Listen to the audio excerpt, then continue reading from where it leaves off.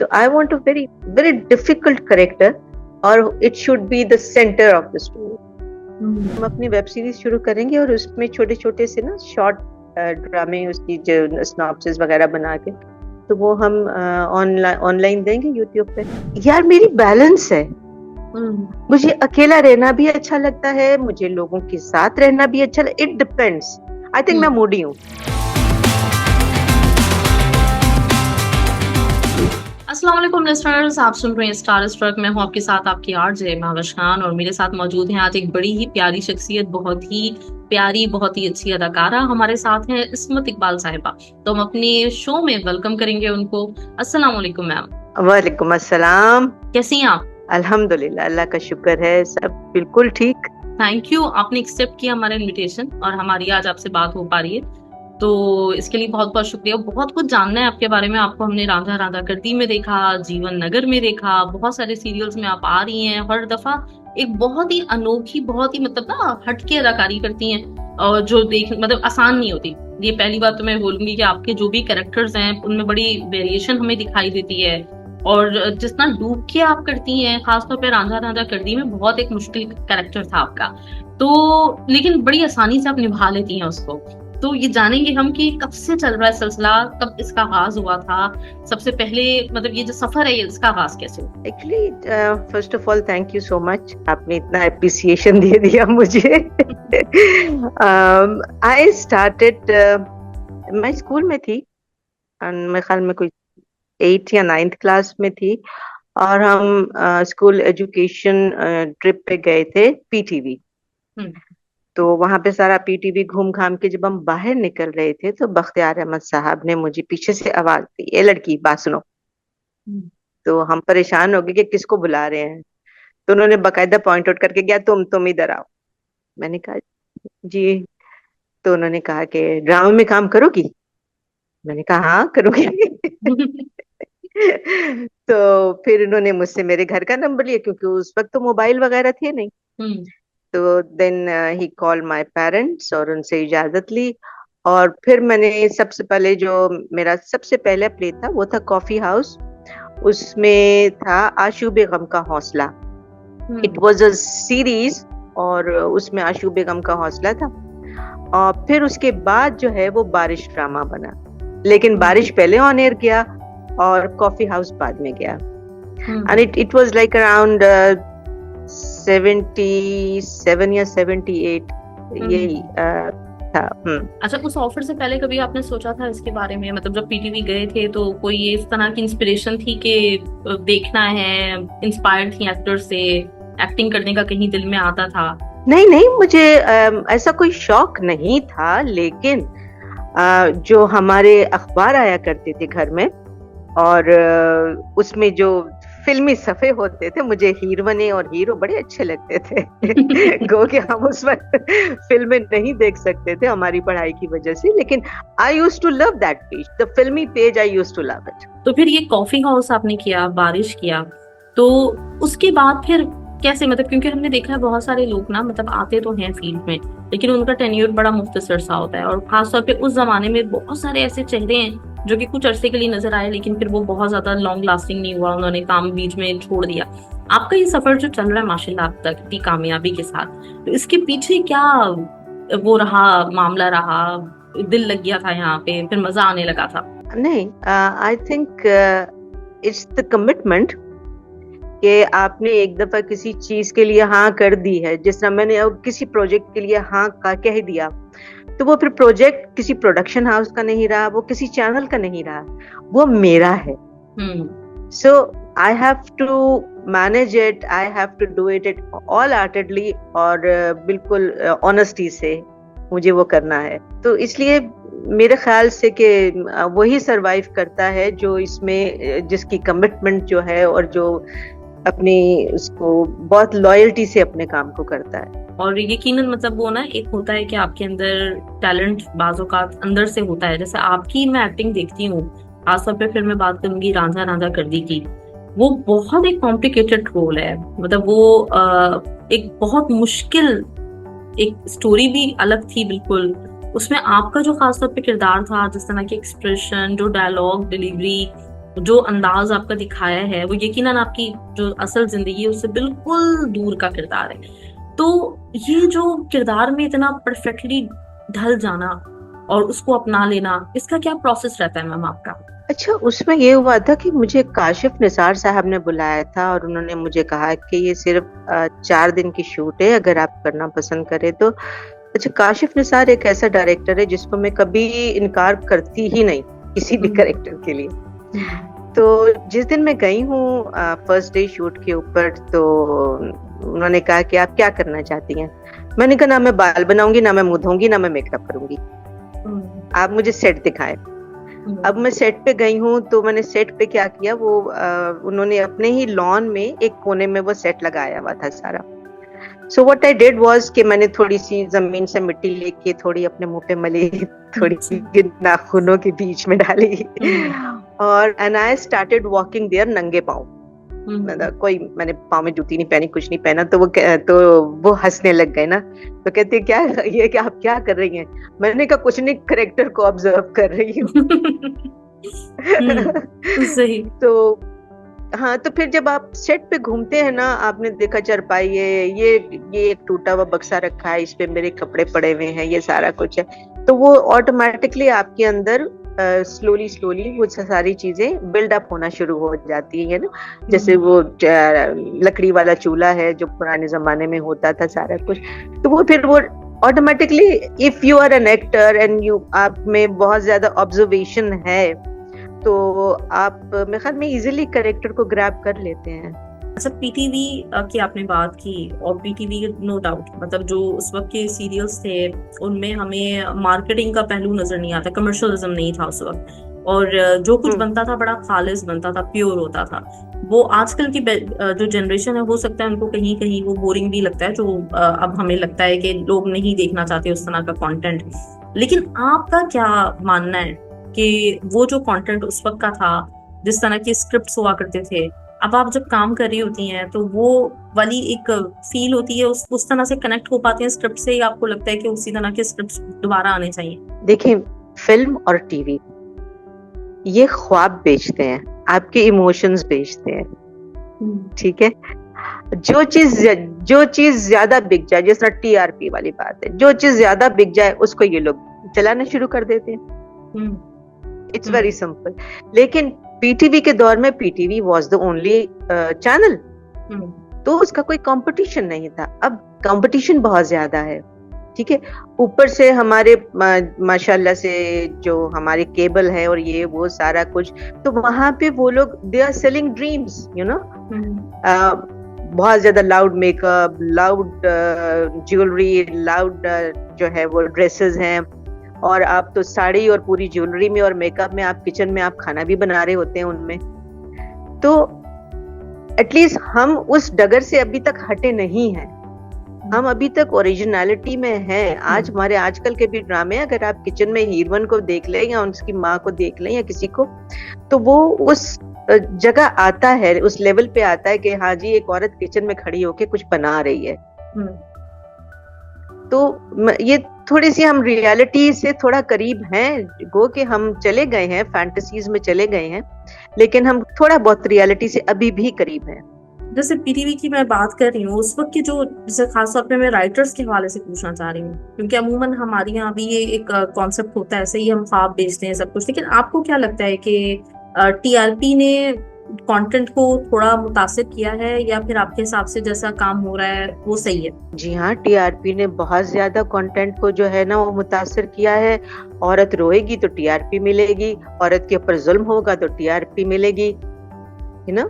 मतलब आंसू जो है वो आपको टीआरपी देंगे, जबकि मेरे ख्याल से अब इस डगर से निकल जाना चाहिए। और हमारे राइटर्स भी माशाल्लाह, हमारे पास बहुत अच्छे अच्छे राइटर्स हैं, मगर बस वो उनको एक तरह से ना उनके ऊपर ताले लगा दिए गए हैं कि आपने हमें यही देना, अब हम कोई नई चीज नहीं हम करेंगे।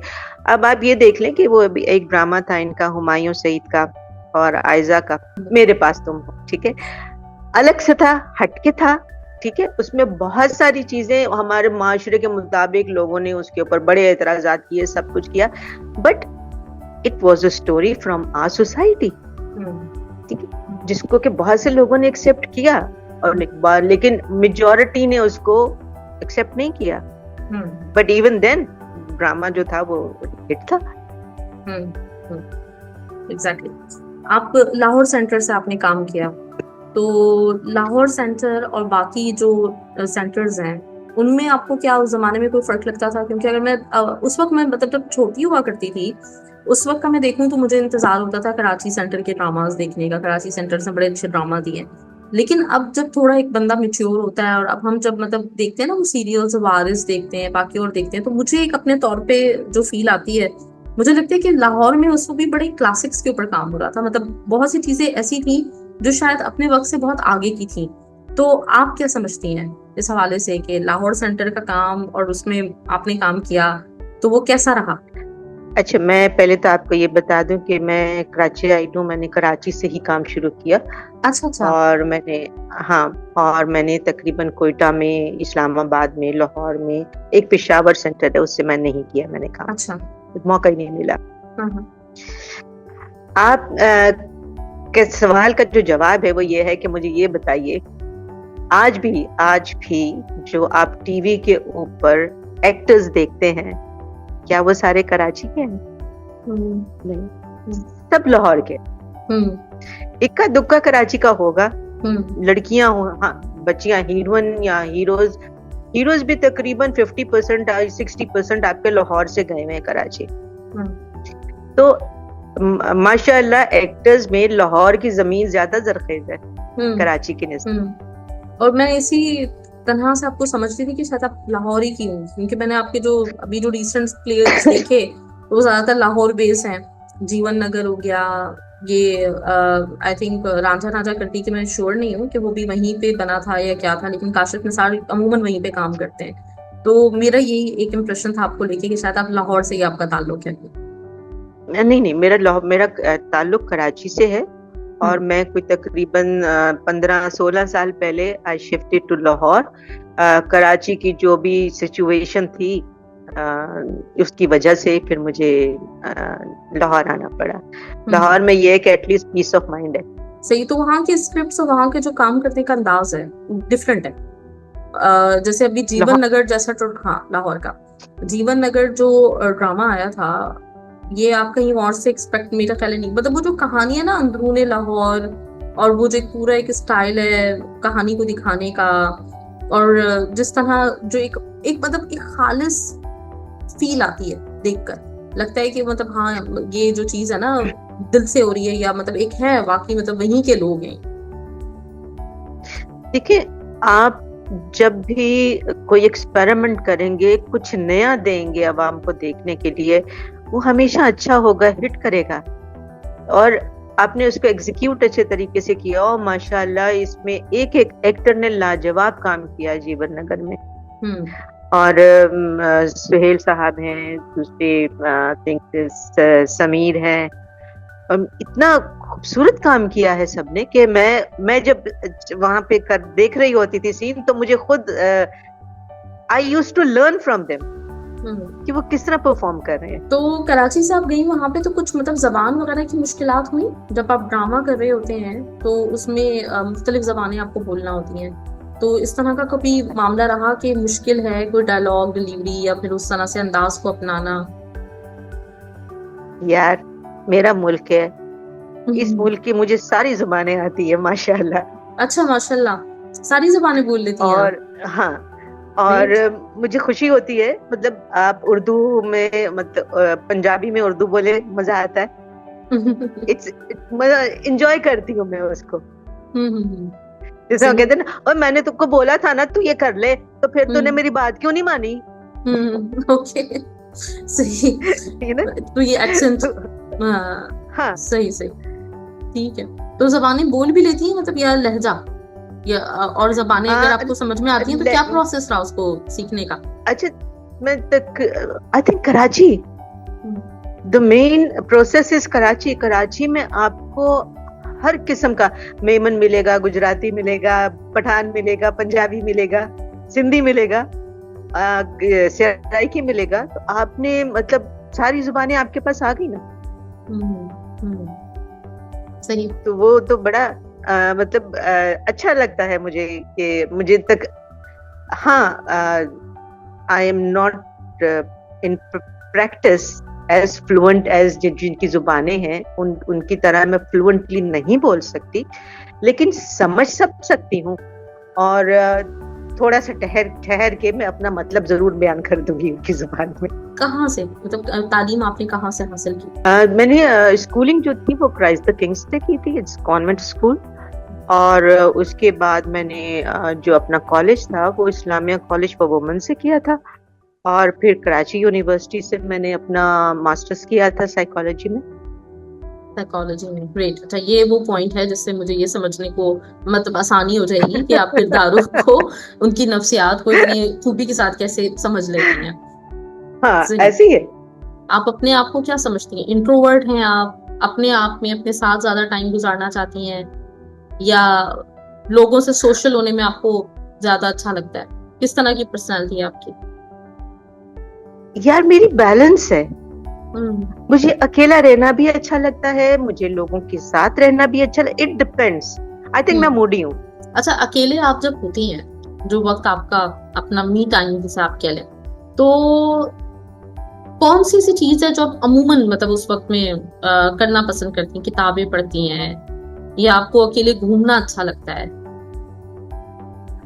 अकेले घूमना तो मुझे बिल्कुल अच्छा नहीं लगता। मेरे साथ जो है ना वो फौज होनी चाहिए, कम से कम 3 4 5 लोग तो होने चाहिए।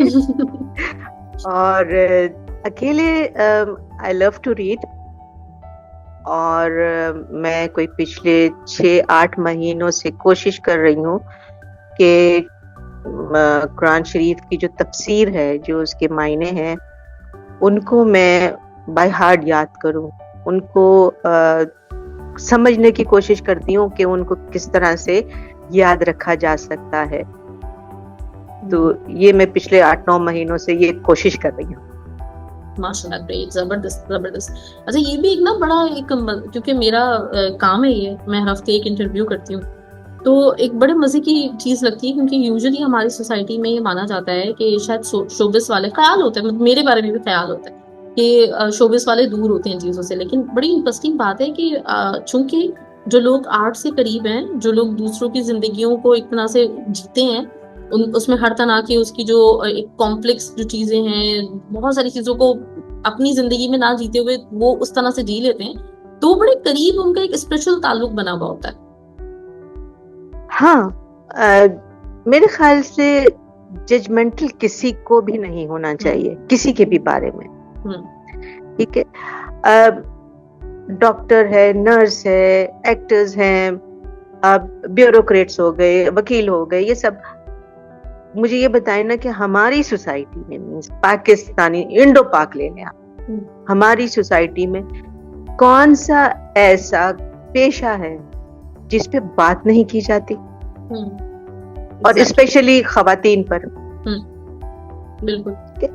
तो आई डोंट थिंक सो आप किसी को भी इतना मतलब जजमेंटल होकर नहीं कह सकते कि जी क्योंकि ये एक्टर है तो ये ऐसा होगा, ये वैसा होगा।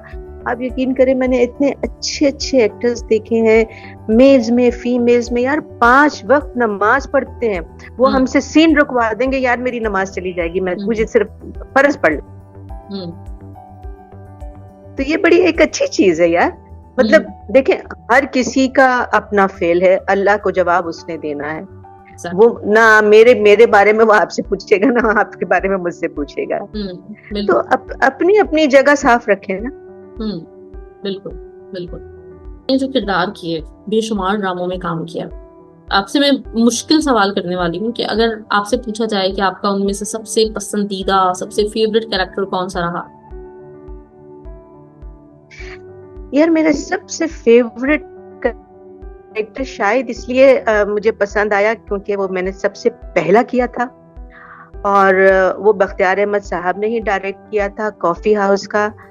और क्योंकि मैं थी बहुत छोटी, मतलब 12-13 साल की थी, उसमें महमूद अली साहब के साथ मैंने काम किया था, उनकी बेटी का, और बेटी को होता है कैंसर, और बाप को पता होता है कि बेटी को कैंसर है, और बेटी को ये पता होता है कि मुझे कैंसर है।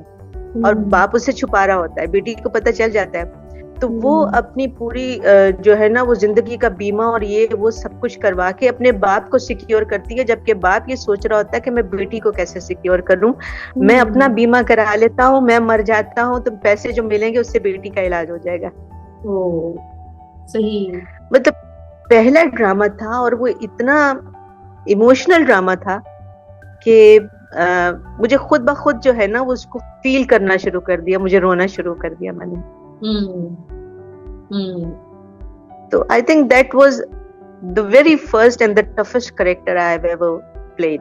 जरूर मैं देखना चाहूंगी। कॉफी हाउस में है आशूबे गम का हौसला। आशूबे गम का हौसला, हाँ, जबरदस्त, मैं जरूर देखूंगी। अच्छा मैम, तो काम आपने बहुत अलग अलग किया है, लेकिन ये होता है ना कि हर आर्टिस्ट की एक अलग से ख्वाहिश होती है स्टेज की, कि वो कुछ ऐसा करना चाहता है जो उसने अब तक ना किया हो। तो अगर आपका कोई ड्रीम रोल जो अब तक आपको नहीं मिला हो, आप वो करना चाहती हैं, तो वो क्या होगा? इतने अरसे तक मैंने मेन कैरेक्टर्स भी किए हैं, सारा किया है, लेकिन अब आके मुझे फील होता है कि मुझे एक ऐसी स्टोरी चाहिए जिसमें मेरा main character, I am not talking about the hero या हीरोइन या all that, the centre of the story should be me. और बहुत ही डिफिकल्ट कैरेक्टर होना चाहिए जिस पे मुझे मेहनत करनी पड़े, ताकि मैं अपने आप को, और मुझे खुद पता चले कि मैं कितने पानी में हो गई हूँ। क्योंकि देखिए जैसे जैसे जिंदगी गुजरती है ना, तो जिंदगी के उतार चढ़ाव आपको बहुत कुछ सिखाते हैं। तो अब मैं उस जगह पे पहुंच गई हूँ जहां मैंने बहुत कुछ सीख लिया है, तो क्या मैं वो जितना कुछ मैंने सीखा हुआ है उसको मैं कंडक्ट कर सकती हूँ कि नहीं। So I want a very very difficult character, और it should be the centre of the story. जबरदस्त।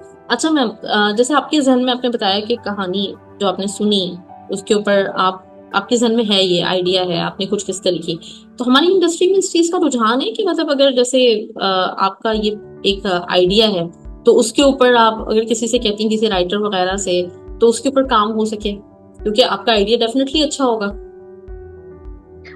यार है, मगर पता क्या होता है, अपनी कहानी दे देते हैं, आप 4 एपिसोड्स भी दे देते हैं, सब कुछ है, वो बाद में आपको वो वापस कर देते हैं। आइडिया तो उनके पास चला गया, सो दे राइट इट देमसेल्व्स। सही सही। तो इसलिए आप खुद लिख के रख लें, कभी आप में इतनी वो हो कि आप खुद अपना बना लें। दूसरा, अब आजकल ये वेब सीरीज शुरू हो गई है, आप वेब सीरीज में इसको डाल सकते हैं। सही सही, बिल्कुल। एक्सपीरियंस है आपका, ऑब्जर्वेशन, तो डेफिनेटली अगर आप लिखने की कोशिश करेंगी तो अच्छा लिख सकती हैं, और अच्छा लिख रही होंगी आप। मेरी बहू है, वो अभी कर रही है मास मीडिया कम्युनिकेशन, उसका अभी सिर्फ 1 साल रह गया है। तो उसके बाद हमने सोचा है कि हम अपनी वेब सीरीज शुरू करेंगे और उसमें छोटे छोटे से ना शॉर्ट ड्रामे, उसकी जो सिनॉप्सिस वगैरह बना के, तो वो हम ऑनलाइन देंगे यूट्यूब पे। ग्रेट, जबरदस्त।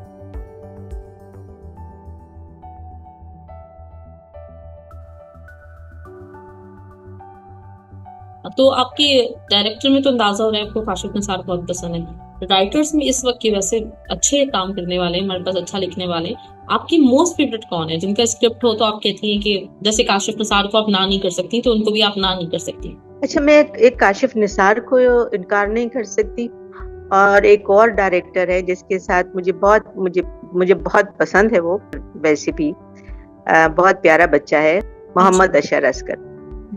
और वो भी यही है कि मैंने आज तक उससे कभी बजट पे बात नहीं की। काशिफ निसार साहब से भी आज तक बजट पे बात नहीं की। फोन करते हैं, आपके पास टाइम है, कर ले, मैं करती हूँ, कहती हूँ ठीक है, मैं कर लेती हूँ। तो ये भी एक बड़ी इंपॉर्टेंट चीज है। मतलब अभी पिछले दिनों एक ड्रामा आया था, उसमें सब लोगों को इसी बात के ऊपर एतराज था कि वो एक अच्छी सीनियर अदाकारा थी, मेरे जहन में नाम नहीं आ रहा, लेकिन उनका इसी तरह का रोल था। मतलब पूरी एपिसोड्स में कहीं पे भी ये नहीं था कि उनकी तरफ से कुछ, मतलब होता है कि आप रिएक्ट करें, मतलब घर पे एक टेबल पे बात हो रही है तो आपकी तरफ से कोई रिएक्शन होना चाहिए, कुछ होना चाहिए। तो बाकी बहुत सारे किरदार ऐसे होते हैं कि जिनको देख के ना आप अनॉय हो रहे होते हो कि इनकी कोई से नहीं है क्या। और हमारे यहाँ जैसे ये एक जो एक चीज है एक्सट्रीम है ना दोनों साइड पर। देखो पता क्या है, बड़े बड़े नाम ले लेते हैं एज अ शोकेस कि आपके ड्रामे में ये लोग हैं, लेकिन आई डोंट थिंक सो, ये ज्यादती है। एक्टर के साथ भी ये ज्यादती है, आपको ऐसा नहीं करना चाहिए। क्योंकि देखिए जहाँ हीरो हीरोइन है वहां पे मेजर सपोर्टिंग कैरेक्टर कौन होता है? बाप या माँ, भाई बहन, ठीक है।